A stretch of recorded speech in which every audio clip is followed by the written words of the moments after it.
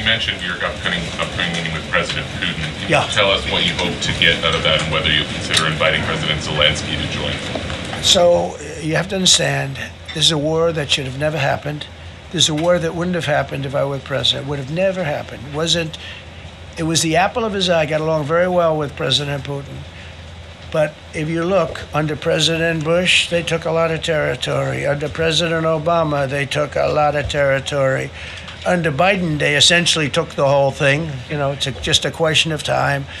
Under Trump, you know what they took? Nothing. I was the one that said, you can't build your pipeline. That was half built.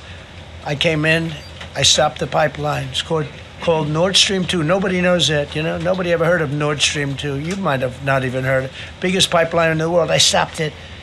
I was not a friend of Russia, but I got along well with Putin. It's always good to get along with other countries if possible, but that doesn't mean you roll over like Biden did. Biden came in and he immediately approved the pipeline. I couldn't believe it. Then they say Trump wasn't tough on Russia. I wasn't tough. I was the toughest. Putin said, if you're not tough, I would hate like hell to see you. I stopped the biggest economic development job, the biggest job that Russia had ever built. I stopped it. It was dead. And this low IQ president came in and he let them build a pipeline and supply oil and gas all over Europe, you know. So this is really a feel-out meeting a little bit. And President Putin invited me to get involved. He wants to get involved. I believe he wants to get it over with. Now, I've said that a few times, and I've been disappointed because I'd have like a great call with him, and then missiles would be lobbed into Kiev or some other place, and you'd have 60 people laying on a road dying. I said, that's cold. But it's a violent war. 5,000 to 7,000 people a week are dying. And you know, there's nobody from here. They're all Russian and Ukrainian people, and some people from the cities, much smaller number, but still, those missiles do damage and they kill a lot of people, but mostly soldiers. And they're young soldiers, although in the case of Ukraine, they're getting much older. They're drafting 60-year-olds now.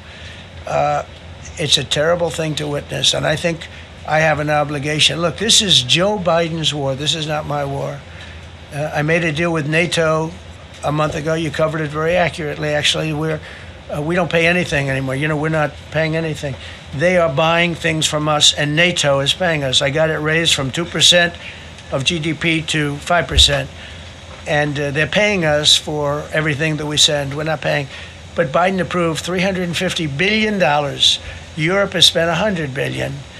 The money that's been spent and the death is incredible. It's the worst thing that's happened, by far the worst that's happened since World War II. So I'm going in to speak to Vladimir Putin, and I'm going to be telling him, you got to end this war, you got to end it. And he wasn't going to mess with me. This war would have never happened.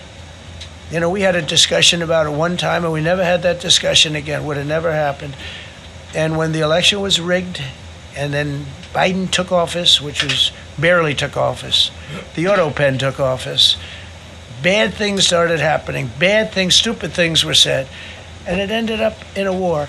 And you know, and I don't believe this will happen anymore because I have that pretty well covered. This could end up in a third world war. This could have been a third world war. I don't think that's going to happen now. But I thought it was very respectful that the president of Russia is coming to our country as opposed to us going to his country or even a third-party place. But I think we'll have constructive conversations. Then after that meeting, immediately, maybe as I'm flying out, maybe as I'm leaving the room, I'll be calling the European leaders who I get along with very well. And, you know, I have a great relationship, I think, with all of them. And I get along with Zelensky, but, you know, I disagree with what he's done. Very, very severely disagree. This is a war that should have never happened, wouldn't have happened. But I'll be speaking to Zelensky. The next meeting will be with Zelensky and Putin, or Zelensky and Putin and me. I'll be there if they need. But I want to have a meeting set up between the two leaders. I was a little bothered by the fact that Zelensky was saying, well, I have to get constitutional approval. I mean, he's got approval to go into war and kill everybody, but he needs approval to do a land swap. because there'll be some land swapping going on. I know that through Russia and through conversations with everybody, to the good, for the good of Ukraine. Good stuff, not bad stuff. Also, some bad stuff for both. So there's good and there's bad. But it's very complex because you have lines that are very uneven, and there'll be some swapping, there'll be some changes in land, and the word that they will use is, they make changes. We're going to change the lines, the battle lines. Russia's occupied a big portion of Ukraine. They've occupied some very prime territory. We're going to try and get some of that territory back for Ukraine. But they've taken some very prime territory. They've taken largely ocean, in real estate we call it oceanfront property. That's always the most valuable property. If you're in a lake, a river, or an ocean, it's always the best property. Well, Ukraine, a lot of people don't know that Ukraine was largely 1,000 miles of ocean. That's gone. Other than one small area, Odessa, it's a small area. There's just a little bit of water left. So I'm going to go and see the parameters. Now, I may leave and say, good luck, and that'll be the end. I may say this is not going to be settled. I mean, there are those that believe that Putin wanted all of Ukraine. I happen to be one of them, by the way. I think if it weren't for me, he would not be even talking to anybody else right now. But I'm going to meet with him. We're going to see what the parameters are. I'm then going to call up President Zelensky and the European leaders right after the meeting, yeah. And I'm going to tell them what kind of a deal. I'm not going to make a deal. It's not up to me to make a deal. I think a deal should be made for both. I think Russia has to get back into building their country. It's a massive country. I think they have 11 time zones, if you can believe it. It's a massive, it's by far, from the standpoint of land, it's by far the largest. They have tremendous potential in Russia to do well. They're not doing well. Their economy is not doing well right now because it's been very well disturbed by this. It doesn't help when the President of the United States tells their largest or second largest oil buyer that we're putting a 50% tariff on you if you buy oil from Russia. That was a big blow. And then they say, gee, he wasn't so tough. Nobody else would have done that. And I haven't stopped there. I mean, look, I was all set to do things far bigger than that, but I got a call that they'd like to meet, and I'm going to see what they want to meet about. I'd like to see a ceasefire. I'd like to see the best deal that could be made for both parties. It takes two to tango, right? So ultimately, I'll have a meeting next week. I had a great relationship with him, considering the fact that I was not nice to him because of the pipeline. I ended the pipeline. I also gave the Javelins. Do you ever hear of a Javelin? Javelin is called a tank buster. They say that Obama gave them sheets and I gave them Javelins.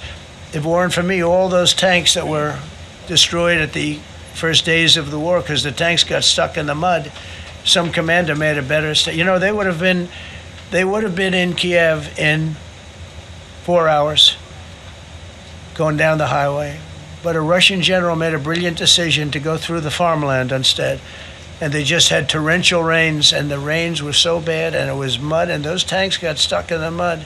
I don't know who that general is, but knowing Vladimir, he's probably not around any longer because all those tanks were stuck in the mud, and they went along with the Javelins.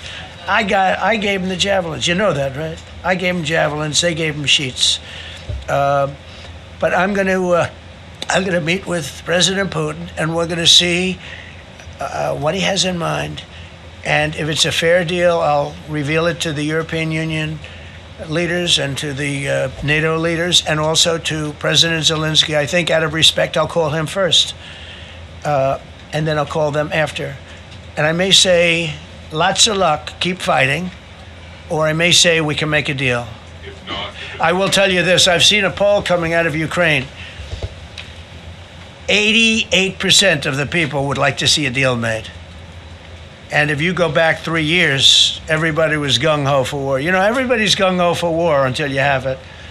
It's an amazing thing. I had it with a couple of countries where I couldn't get a deal done with one particular country.